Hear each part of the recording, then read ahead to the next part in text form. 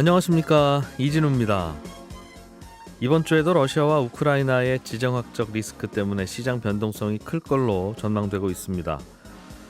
러시아 푸틴 대통령이 적극적으로 중남미 외교 행보를 요즘 펼치고 있는데, 러시아와 중국이 중남미 시장을 함께 공략하면서 이들나라에 백신을 공급하고 있습니다. 최근에는 이게 미국을 견제하기 위한 거라는 해석도 나오고 있고요.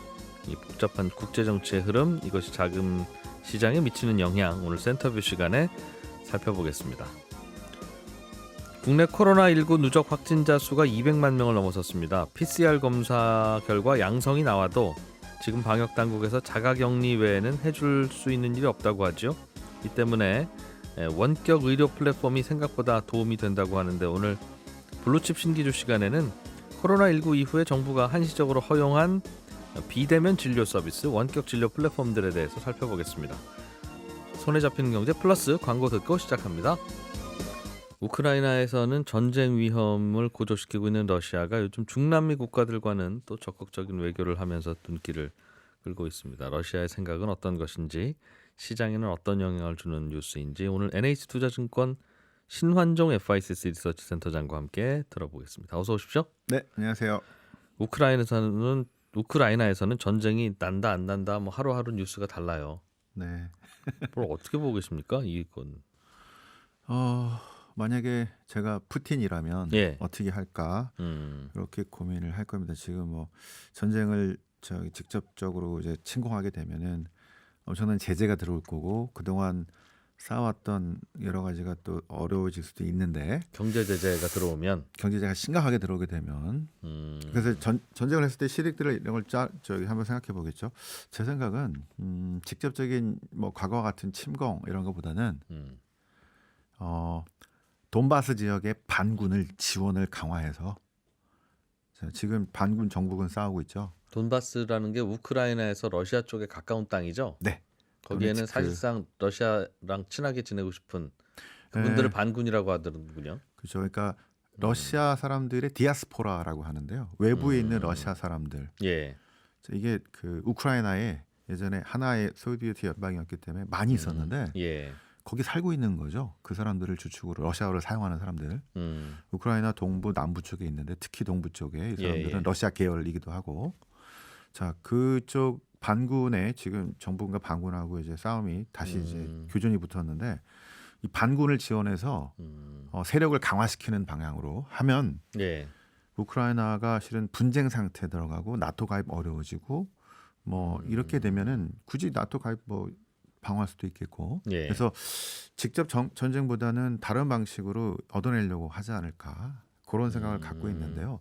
만약에 서방이 제재라든가 이것들이 이제 점점 심화되면서 결국 이제 푸틴이 결정할 수밖에 없을 겁니다. 거기서 이제 이 전쟁하는 게 실익이 훨씬 낫다고 생각하면 이제 지르겠죠. 근데 실제 점유했을 때 그거를 오랫동안 뭐 우크라이나를 통치할 수도 없고 하기 때문에 동부 지역에 영향력을 강화시켜서 연방제로 만들든 아니면 분쟁 지역으로 만들든 해서 완충지대로 만들려고 하는 그 목표, 여기 삼을 것 같고요.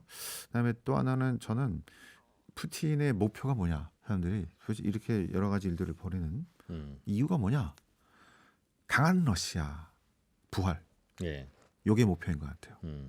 강한 러시아는 실은 이제 90년도에 아주 개판 갔다가 2000년대 원자재가 살아나면서 다시 회복이 된, 그러다 보니까 90년도에 소비에트가 분할되고 했을 때 제대로 자신들의 이권이라는 걸 지키지 못했기 때문에 30년 동안의 이 탈냉전의 기본적인 국제정치 구도는 소련, 그러니까 지금의 러시아를 압박하는 거, 나토의 동진으로, 결국 이거였거든요. 그래서 이제 실은 숨통까지 지금 우크라이나까지 왔는데, 우크라이나를 지렛대로 해서 여기서 더 밀어설 수 없고, 이제 요 전반적인 그동안의 탈냉전 이후의 구도를 다시 되돌리거나 아니면 여기서 더 오지 못하도록 만들겠다. 그러면서 이렇게 계속 위축되었던 러시아를 다시 강한 러시아, 지역에서의 강한 러시아로 부활시키는 것이 본인이 장기 집권하는 데도 유리하고요. 러시아 사람들의 성향에도 맞고요. 기존에 다시 러시아 땅을 찾고 러시아의 어떤 뭐 이런 것들을 지키는 것들이니까. 그래서 강한 러시아를 위해서라면 그런 목표 하에 지금 어떤 대응을 하고 있다 이렇게 보고 있습니다. 자기 나라가 강한 나라가 되고 싶은 건 전 세계 모든 국가가 다 마찬가지겠죠. 미국은 강한 미국 만들고 싶을 거고 우리도 강한 대한민국 만들고 싶은데 그동안 러시아가 이렇게 적극적으로는 못 나서다가 표현대로 하면 밀리다가 최근 이렇게 강하게 나설 수 있는 뭔가 배경이 있습니까? 네, 있죠.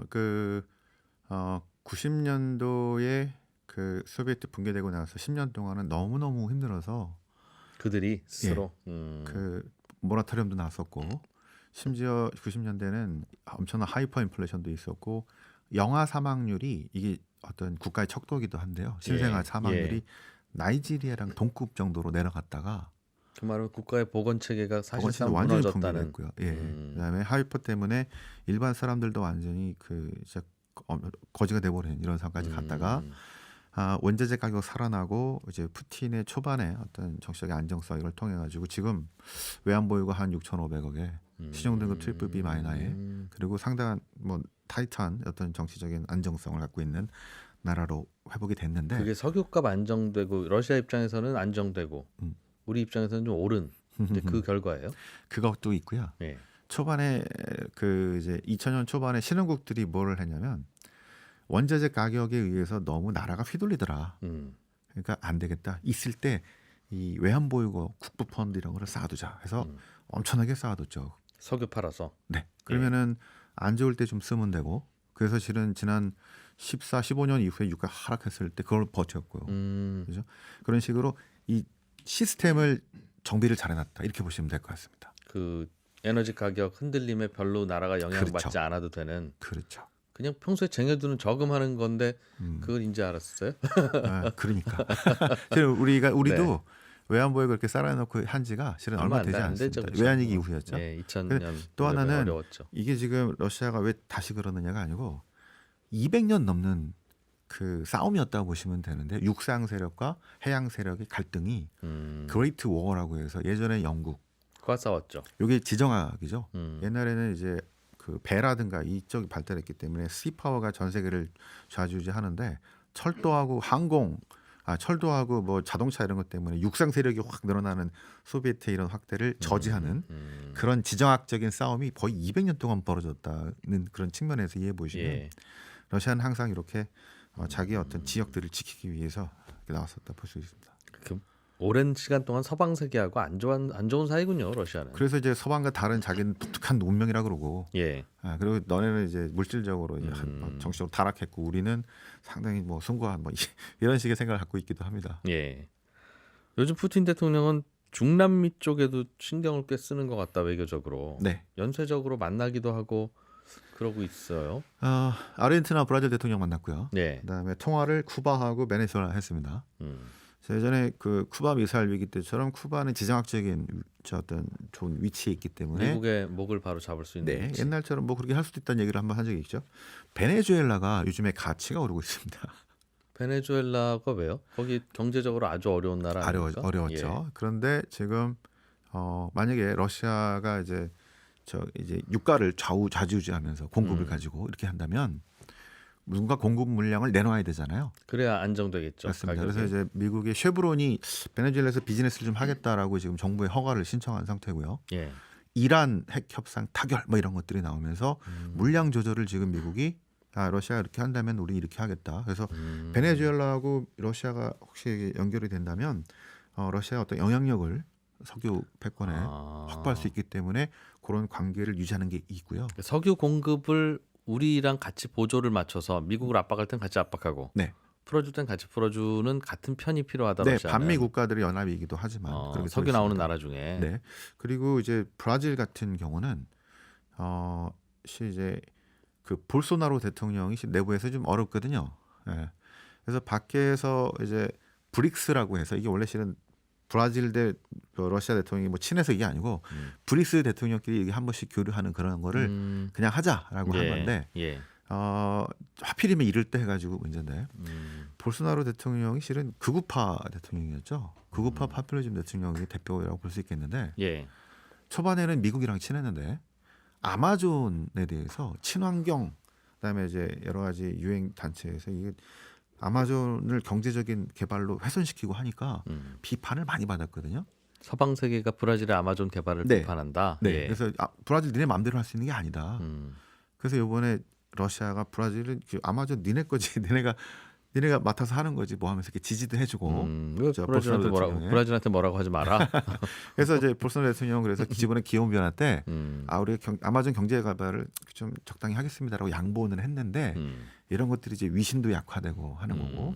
그래서 국내외 지지도나 이런 위상을 확보하기 위해서 브라질은 갖고 러시아 입장에서도 광물 자원이 앞으로 러시아가 북극해라든가 그 원유뿐 아니라 가스뿐 아니라 여러 가지 광물 자원이 러시아 엄청나게 많습니다. 예. 에너지는 이제 신재생으로 바뀔 수 좀 있다고 치더라도 다는 아니겠지만 광물 자원이 많이 필요하거든요. 앞으로 뭐가 필요할지 모릅니다. 근데 이게 러시아가 많아요. 배터리 많이 만들려면 리튬도 그동안 안 그렇고. 쓰던 뭔가가 맞습니다. 필요하겠죠. 이게 예. 실은 요 유라시아 중앙 쪽에 상당히 많습니다. 러시아 카자흐스탄 쪽이죠. 그리고 예. 브라질이고. 자, 이런 자원들이 그래서. 있는 나라들끼리 연합들이 실은 브릭스죠, 대표적인.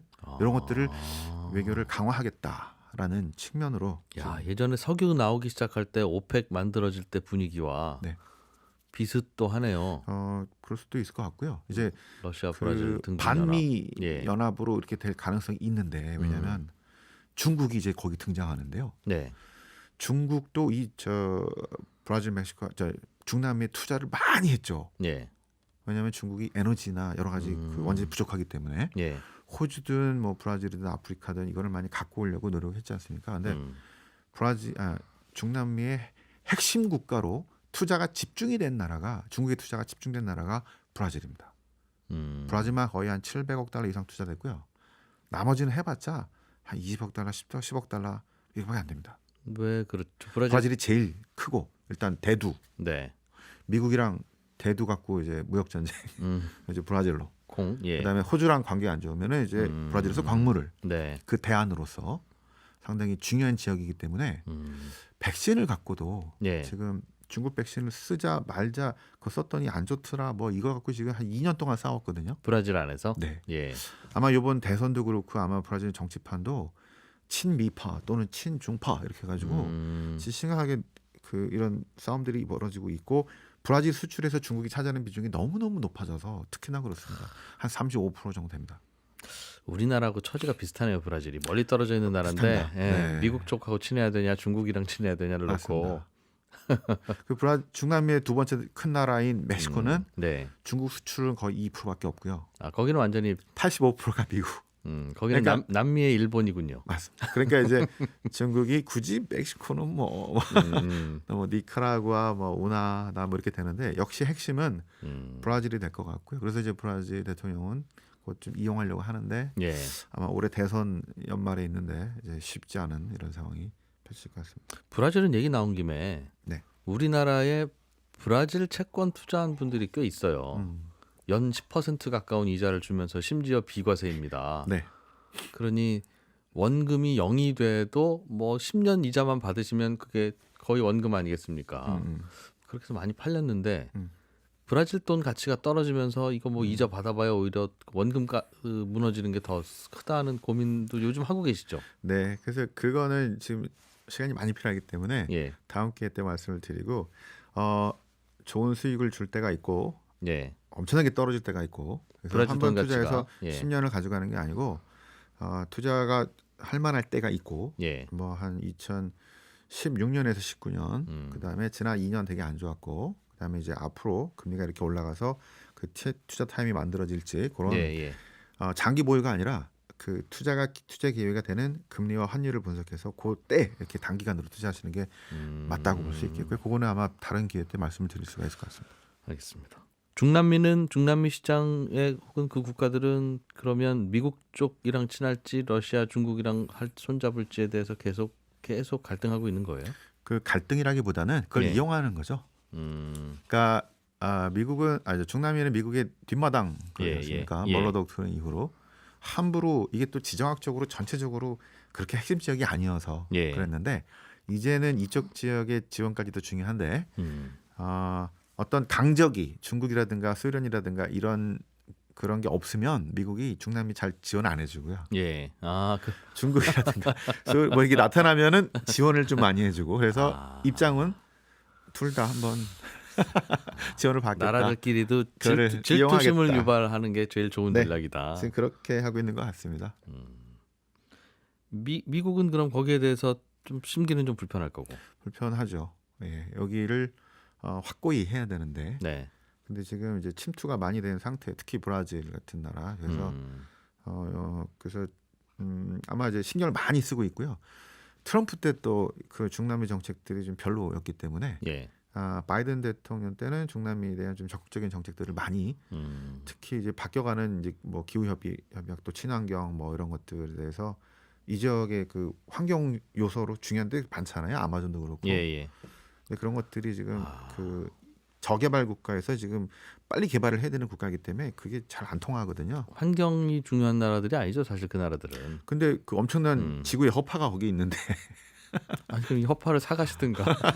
우리는 지금 먹고 네. 살 것 만들어야 되는데 네. 허파만 지키라고 하고 있으면 네. 어떡하냐는 게 브라질 생각이겠죠. 그러니까요. 그래서 지금 친환경 뭐 ESG를 얘기를 해야 되는데 저쪽은 또 중국이 이렇게 침투하고 있고 하니까 이 얘기만 할 수도 없고 하는 아주 골치 아픈 이런 지역이 되고 있습니다. 조금만 들어도 바이든이 스트레스 많이 받겠다 싶은 생각이 들어요. 이게 이런 구도가 우리나라에 미치는 영향도 있습니까? 바로 우리나라에 미치지는 않을 것 같습니다. 그러니까 전 세계적으로 저는 이번 그 이제 우크라이나 사태를 중심으로 해서 글로벌 정치 질서 이런 바뀌고 있다고 생각이 들고요. 30년 동안은 안정적이었던 이 질서를 미국 일극 체제였는데 네, 지금 문제를 제기하고 나섰잖아요. 러시아가 어떻게 되면 바뀔 것 같습니다. 일단 그래서 지금 이 이후에 코로나 이후에 미중 간의 이런 그 G2 투탑 체제가 상당히 오래 갈 거냐 아니면 러시아라는 또 새로운 변수 그다음에 유럽 이런 식으로 다극화될 거냐 자, 어떻게 될 거냐 이런 상황들이 결정이 될 것 같은데 저는 다극화 이런 새로운 강대국들을 인정하지 않을 수 없는 상황으로 미국 입장에서는 가지 않을까 싶습니다. 러시아가 부상하게 되면 중국과 미국이 싸우는 그 문제는 어떻게 됩니까? 미국은 두 나라 다상다하기가 벅찰 수도 있고 또 중국을 견제하기 위해서 러시아가 필요할 수도 있고 맞습니다. 둘이 한 편 먹으면 힘들 테니까. 맞습니다. 그런데 바이든이 얘기한 바이든의 어떤 방향이 있죠. 우린 트럼프와 다르다. 그리고 이제 민주주의와 인권 이런 얘기를 했기 때문에 예. 권위주의 국가인 러시아는 지금 중국과 상당히 유사한 방식에서 바이든으로서는 절대 받아들일 수가 없는. 중국도 그렇고. 근데 만약에 저는 트럼프라면 네. 좀 다른 쪽이라면 원래 러시아를 끌어들이려고 했었거든요. 중국을 압박하기 중국을 위해서. 견제하기 위해서. 예, 예. 비역 닉슨 독트린을 예, 하는 거죠. 예. 그래서 상당히 그 변화될 가능성은 있는데 지금 여기서 미국이 이제 러시아하고 이제 강하게 압박을 하게 되고 혹시라도 부딪히게 된다면 엄청난 수혜자는 중국이 될 것 같습니다. 싸움이 이쪽에서 벌어지니까. 중국과의 긴장이 좀 풀릴 것이다. 미국. 러시아는 아예 그냥 중국 쪽으로 가버릴 가능성이 높겠고요. 예.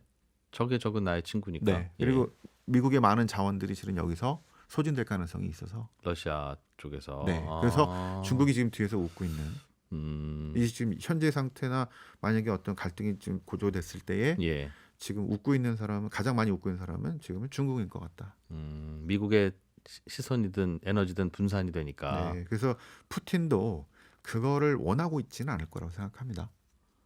그거라뇨? 완전히 중국에 이제 종속이 되는 상황이겠죠. 그렇게 되면 러시아가. 그러니까 그걸 원하지 않기 때문에 본인이 어떤 중요한 행위자로서 중국과 미국과의 또 관계에서의 어떤 행위자가 되고 싶어하는 생각이기 때문에 러시아도 중국에 의존하는 상황은 안 만들고 싶다. 그렇죠.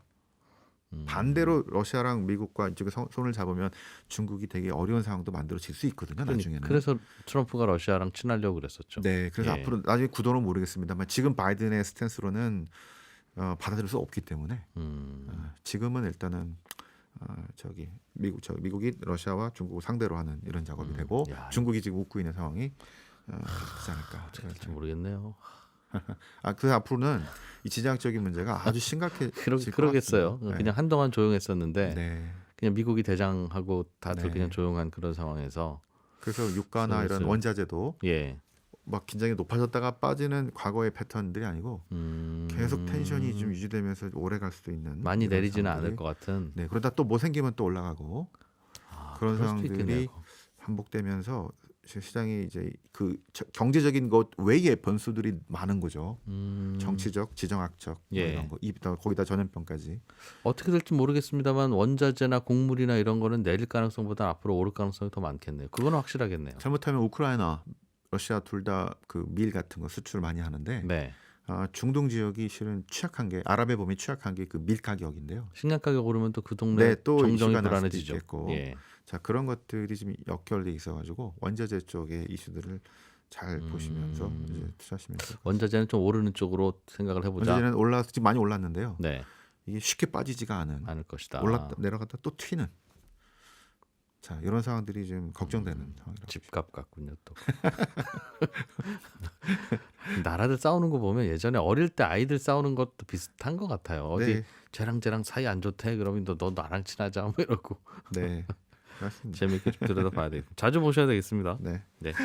NH투자증권의 신환종 FICC 리서치 센터장이었습니다. 예, 블루칩 기업들의 이슈와 투자 그 이면의 이야기를 함께 살펴보는 블루칩 신기주 시간입니다. 북저널리즘의 신기주 이사와 함께 요즘엔 코로나 이후에 원격 진료 서비스가 어떻게 될지 이게 코로나 때 잠깐 임시로 허용해 준 것인데요. 또 여기에 따른 생산자와 소비자들의 반응이 좀 엇갈려서 자세하게 좀 들여다봐야 되겠습니다. 북저널리즘의 신기주 이사입니다. 안녕하십니까? 네, 안녕하세요. 예. 오미크론 확산세가 계속 이어지면서 이 비대면 의료에 대한 관심도 커지고 있다는 건데 네, 이게 수요가 증가하고 있죠. 수요가. 병원 확실하게. 가서 직접 대면 진료하기가 불편하고 어려울 테니까. 그러니까요. 예. 지금 이제 뭐 2월 18일부터 사실 확진자 숫자가 하루 10만 명이잖아요. 예. 지금 누적 확진자 숫자가 200만 명이니까 예. 사실 말씀하신 것처럼 적지 않은 분들이 직접 병원에 가기가 어려운 상태, PCR 검사 양성 받으면 그러면 자가격리 상태가 되는데 그럼 집 밖에 나가지도 못하고 몸은 아프고 어떻게 해야 되느냐 고민들 많습니다. 그러니까 사실 그 오미크론 확진자분들 공감하시는 게요. 그러니까 진단 받고요.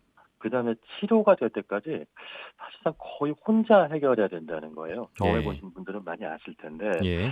일단 자가검사 키트가 있어야 되고 그리고 양성 반응이 나와도 그리고 그 이후에도 사실은 그 약이라는 게 특별한 게 없으니까 내가 스스로 약을 챙겨 먹어야 되는데 이런 통계도 있잖아요. 그 1인 가구가 지금 현재 600만 명이 넘어가니까 이런 분들이 아프면 그 실제로 혼자서 이 문제를 어떻게 해결할까인데 실제로 특히 그 20대, 30대 분들, 이른바 이 밀레니엄 젠지 세대 분들 사이에서는 예. 이러면 원격 의료 플랫폼 있는데 안 써봤니? 라고 서로한테 추천해 주는 게 요즘 유행이에요. 트렌드더라고요.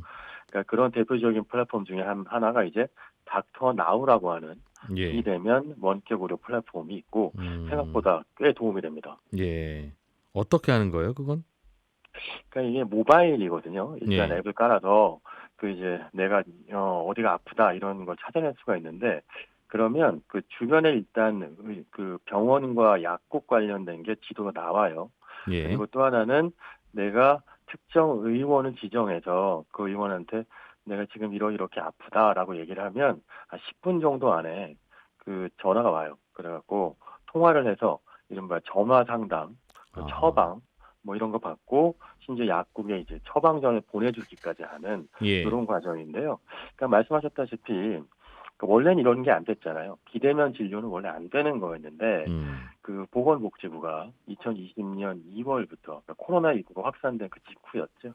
그때부터 비대면 진료가 필요하다라고 해서 한시적으로 허용을 합니다. 예. 그리고 한 2년 지났는데 이게 아주 귀하게도 그 비대면 진료의 일종의 그 사회적 베타 테스트 기간이 됐고요. 예. 그러니까 그 기간 2년 동안 사이에, 그러니까 이게 이런 쓸모가 있구나, 요런 필요가 있구나, 요거 고쳐야 되겠구나 이런 것들이 일단 결과적으로 나오고 있는 분위기입니다. 네. 앞으로도 확산을 할 수도 있고 아니면 역시 한시적으로 멈출 수도 있고.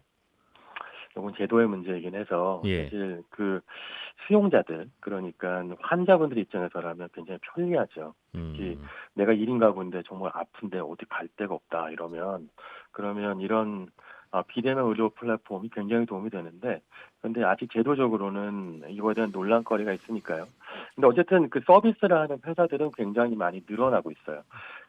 비대면 진료 서비스 플랫폼이 한 20곳 정도 된다고 지금 분석이 되는데 예. 대표적인 경우가 닥터나우입니다. 닥터나우가 2020년 12월에 서비스 개시했는데 런칭하고 한 1년 만에 누적 이용자가 90만 명, 다운로드 숫자가 45만 건이어서 업계 안에서는 이제 그러니까 2위 원격 진료 플랫폼이다 이렇게 설명하고 있고요. 사용자가 제일 많다는 거죠? 예. 네, 제일 많다는 거고 똑딱이라는 서비스도 있어요. 이 역시도 아주 비슷한데 어쨌든 여기 역시도 2020년에 비해서 2021년에 비대면 진료 건수가 뭐 2.5배 이상 증가했다는 얘기도 있고 예. 그 솔닥이라는 것도 있습니다. 솔닥은 카카오톡이 기반이에요. 그래서 그러니까 카카오톡 기반으로 하는 비대면 진료 서비스인데 카카오도 사실은 이 비대면 진료에 관심이 되게 많거든요. 네. 근데 어쨌든 4분기의 거래액이 한 10억 원이 넘었다 이런 것도 있고 닥터콜이라는 것도 있습니다. 그러니까 이런 유사한 서비스들이 꽤 많이 있는데 이렇게 비대면 진료가요. 2021년 20년부터 2021년까지 한 300만 건 정도 누적됐다 이런 통계가 나오고 있습니다. 그러니까 코로나19 맞춰서 비대면 진료 서비스에 대한 시장 수요, 니즈가 증가했고 거기에 맞춰서 공급이 증가하니까 300만 건까지 순식간에 증가한 거죠. 이게 뭐 사실상 의사하고 화상 채팅하는 거죠? 그렇죠. 그러니까 이게 이런 겁니다. 그 내가 어디가 아프다 그러면 예. 아픈 부분에 대한 그러니까 뭐 온도계가 있다면 체온도 잴 수 있고 다쳤다고 하면 다친 부분은 사진을 찍어서 예. 상처 부위를 보낼 수 있어요. 사실 이런 상처 부위의 경우에는 어른들보다 어린아이들 쪽으로 그러니까 아이들 키우는 어머니들이 많이 쓰시는데 예. 아이가 작게 다쳤는데 걱정이 되는데 예. 병원에 들어가기 어려우면 사진 첨부해서 보내주면 전화나 영상 통화를 할 수 있고요. 예. 이게 좋은 게 우리 동네 병원도 있지만 때때로는 우리 동네 병원이 문을 많이 닫는 경우도 있어요. 갑자기 아이들이 밤에 아픈 경우가 많잖아요. 예. 그러면 그 서울 시내든 아니면 전국적으로 보자면 다른 시도든 해서 그 일대 지역에서 연 병원하고 통화할 수 있게 되니까 일단 아실 거예요. 환자분들은 그 의사하고 통화만 돼도 그 약간 마음이 놓이잖아요. 그러니까 그런 역할까지 할 수 있더군요. 그 지금 이게 그 닥터나우의 예를 들자면 지금까지 한 360여 곳 정도의 병원 그리고 약국이 제휴가 되어 있는데 진료 과목도요. 처음 시작했던 때보다 굉장히 많이 늘어서 지금은 내과, 가정의학과, 피부과, 항망의학과까지 여러 분야에 걸쳐서 지금 진료 과목이 늘어나 있어요. 그리고 또 특징적인 것이 코로나19 증상이다라고 딱 얘기를 하면 그러면 약을 무료로 배달해주는 서비스도 지금 하고 있습니다. 그 덕분에 한 전국 45개 도시로 현재 그 시장 권역이 확대가 되어 있는 상태고요. 예. 그러니까 사실 가장 편리한 것 중에 하나가 의사한테 처방전도 받을 수 있지만 이 처방전으로 그 동네 약국에 처방전을 또 보내줘요. 그러면 약국에서 그 처방전을 받고 약을 배송해 주니까 사실상 진료부터 약 배송까지 완전히 비대면으로 이루어질 수 있는 거죠. 이게 그러면 의사 입장에서는 환자가 닥터나우를 통해서 나에게 문의를 할지 똑딱을 통해서 올지 솔닥을 통해서 올지 뭐 닥터콜을 통해서 올지 알 수 없잖아요. 네. 그러면 내가 여러 가지 가입되어 있는 서비스가 있으니까. 플랫폼을 네. 다 가입하고 준비하고 있어야 되는 겁니까? 그 의사마다 제휴하고 있는 플랫폼이 다른 거죠. 그러니까 닥터 나우는 360여 곳인데 예. 이 플랫폼마다 제휴 플랫폼들이 다른데 결국은 이 관건은 소비자를 얼마나 많이 확보하느냐도 중요하지만 예. 어떤 의사들이 얼마나 많이 어떤 특정 플랫폼에 확보되어 있냐도 중요할 텐데 그런 거를 확보하기 위한 노력들을 많이 하고 있는 거죠. 근데 사실 아이러니한 것은 그 의사분들도 그러니까 특히 동네 병원 의사분들도 이런 비대면 플랫폼에 대한 어떤 만족도가 낮지 않은 걸로 보여지고 있어요. 그러니까 처음에는 비대면이어서 의사분들이 좀 불편하지 않을까 했는데 사실 여러 가지 환자들을 받을 수 있게 되니까 그러니까 의사들도 많이 가입하는 흐름입니다. 벌써 365곳이 가입했으니까요. 예. 한 플랫폼에. 네. 걱정하는 건 손님 많고 적고의 문제가 아니라 화상으로 진료하다가 자칫하면 오진할 수 있으니까 그래서 그렇죠. 그거를 네. 허용하냐 마냐가 논란이라서 네. 여기는 혹시 그럼 이렇게 연결해주는 플랫폼은 영업은 무슨 돈으로 합니까? 즉 수익 모델이 뭐예요? 그러니까 없어요. 네, 없습니다. 닥터 나우 어. 케이스만 놓고 보면요. 예. 아직 수익 모델이 없다고 얘기하고 있고요. 실제로 돈을 받지 않아요. 그러니까 의사한테도 수수료를 받지 않고 환자한테도 수수료를 받지 않습니다. 나중에 받겠군요. 사실은 일단은 모아야 되는 게 먼저니까. 그렇죠. 우리가 많이 보아왔던 예. 다른 이제 플랫폼 비즈니스의 성장 과정을 보면 일단은 돈 안 받고 모두는 모은 다음 예. 그런 다음에 나중에 수익을 찾아낸다 뭐 이런 게 있는데 음. 보통 이럴 때 선택할 수 있는 수익 모델 하나가 아시다시피 광고 플랫폼화 되잖아요. 예. 그러니까 이제 광고를 보여주거나 또는 특정 그 의사를 또 병원을 앞에 보여주거나 하는 방식일 텐데 아직은 거기까지는 논의가 되고 있지 않고요. 예.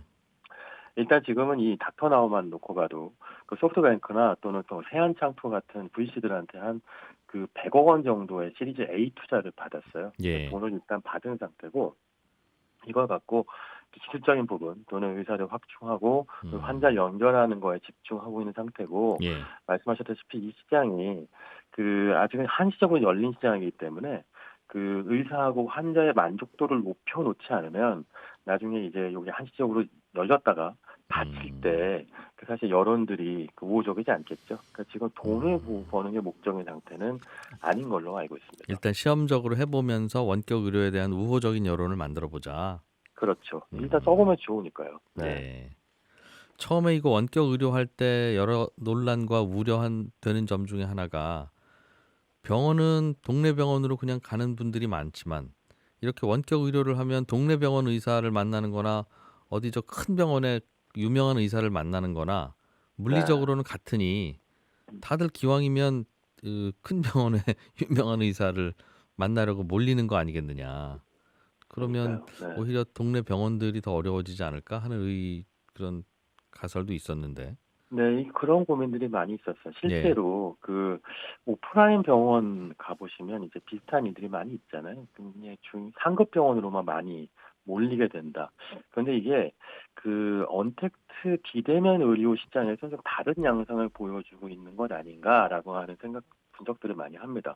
그러니까 가설은 비대면 의료에서도 그러면 동네 병원 말고 뭐 어디 있는 큰 상급 병원, 3차 상급 병원으로 또 환자만 몰리면 어떻게였는데 실제로 그 비대면 진료가 이제까지 2020년, 2021년 동안 한 300만 건 정도 이루어졌다고 했잖아요. 그 중에서 71%가 동네 의원급에서 이루어진 겁니다. 그러니까 대부분의 비대면 진료가 상급 병원이 아니고 1차 동네 의료원급에서 이루어지고요. 동네 병원과 약국 쪽에서 이루어지기 때문에 그래서 이게 왜 이러나 보면 결국은 이렇게 비대면 의료를 찾는 환자들이 자주 찾는 병증 중에 하나가 뭐 10대, 20대 분들 보면 피부 관련된 거고 30, 40대 남성분들은 탈모 또는 뭐 대체적으로 감기예요. 남녀 모두가 다. 그러니까 가벼운 병증, 경증화되어 있는 증상에 이렇게 진단을 받고 싶어 하는데 그런데 코로나가 보면요. 코로나 이후에 우리 감기에 걸렸다고 병원에 가는 게 약간 좀 불편하잖아요. 그러니까 그 코로나 이후에는 그러니까 동네 병원으로 찾아가기가 어렵다고 생각하는 환자들이 오히려 늘어난 거예요. 그러니까 동네 병원 입장에서 보면 환자 숫자, 내원 숫자가 줄어서 오히려 걱정이었는데 그런데 오히려 이 환자들은 그걸 비대면 의료로 해결하고 있었고 그래서 그 수요를 동네 병원으로 연결하고 났더니 오히려 동네 병원 쪽에서도 말하자면 시장 수요가 증가하게 된 거죠. 그래서 요걸 이제 닥터나우 쪽에서 어떻게 설명하냐면 상생 모델이다라고 설명합니다. 그러니까 동네 병원하고 이 플랫폼이 처음에는 동네 병원 다 죽이고 큰 병원만 가게 만들 줄 알았더니 동네 병원으로 환자들이 다시 돌아오게 만드는 역할을 한 것이 아니냐. 뭐 이게 한 300만 건 정도의 비대면 진료 케이스에서 나타난 흐름 같은 겁니다. 초기에는 이렇겠지만 또 슬슬 큰 병들도 이렇게 하기 시작하면 또 다른 결과가 있을 수도 있어서 의사협회 쪽에서는 반대하겠죠 아직도. 네, 의협 쪽에서는 아주 강경하게 반대하는데요. 불과 지지난달이었군요. 2021년 12월에 그 비대면 플랫폼 관련된 논의를 즉각 중단하라고 하는 성명을 발표하기도 했고요. 실제로 그 약을 배송하는 거를 반대하는 약사분들도 계세요. 이게 진료가 완성이 되려면 어쨌든 처방전에 따른 그 약이 배송이 돼야 되는데 약사들이 이거 반대하면 이것도 소용이 없겠고 그리고 그 1차 의료기관하고 2차 의료기관의 입장도 조금씩 다릅니다. 그러니까 이러다 보니까 그 의협 쪽에서의 입장도 사실은 어느 정도는 고민이 되는 측면이 있고 현장에서 의사들은 이렇게 비대면으로 하면 더 환자들도 많아지고 괜찮다는 반응이라면 즉 닥터나우 쪽에서 설명하듯이 그런 거라면 의사들도 반대할 이유는 없을 텐데 왜 의사협회에서는 반대를 하는 거예요? 그러니까 여기 의사협회 쪽의 공식적인 이제 입장, 그러니까 의사 단체적 입장이 있고요. 예. 그리고 이른바 강호라고 불리는 그러니까 의사분들끼리의 은어일 텐데 말하자면 종합병원에서 훈련을 많이 받고 예. 와서 이제 개업을 하는 개업의 시장이 있잖아요. 네. 이 개업의 시장분들 입장에서 보자면 사실은 이분들도 사업을 해야 되니까 그러니까 한 명의 환자라도 더 받고 싶어하는 입장에서 보자면 그러면 비대면 플랫폼을 갖고 환자를 더 받을 수 있다면 나쁘지 않은 것 아니야라는 여론도 있고 예. 그러니까 의사분들 사이에서도 사실은 다양한 의견이 있는 상태인 거죠. 의협은 사실 그중에 대표적인 목소리를 내고 있는 단체라고도 볼 수 있겠고요. 네. 이미 지역에서 자리 잡은 의원들은 굳이 이런 거 변화를 안 주고 싶고 새롭게 자리 잡아야 되는 분들은 이런 거라도 해야 되겠다는 생각을 하고 그런 판단이군요. 그렇죠. 네, 환자들을 더 받아야만 하는 게 이제 네. 점점점 경쟁이 치열해지니까요. 네. 알겠습니다. 이게 다른 나라에서는 어떻습니까? 그 해외 케이스에서는 사실 우리나라보다 훨씬 빠른데, 그러니까 네이버가 있잖아요. 예. 네이버가 일본에서 그 라인 헬스케어라고 하는 그 비대면 진료 서비스를 이미 2020년부터 개시해서 꽤 성황리에 진행하고 있어요. 그러니까 네이버는 한국에서 하고 있지 않지만 일본에서 라인의 이름으로 비대면 진료 서비스를 확장하고 있는 거죠. 예. 그러니까 이 시장 자체가 커지고 있고요. 그 가전제품 회사, 우리나라의 삼성이든 뭐 미국의 애플 같은 회사들은 이런 비대면 진료 시장이 커지고 이것이 그러니까 큰 시장이 될 거라는 걸 알고 있기 때문에 웨어러블 기기 안에 이런 디지털 헬스케어 기능을 넣는 걸 매우 중요하게 생각하고 있잖아요.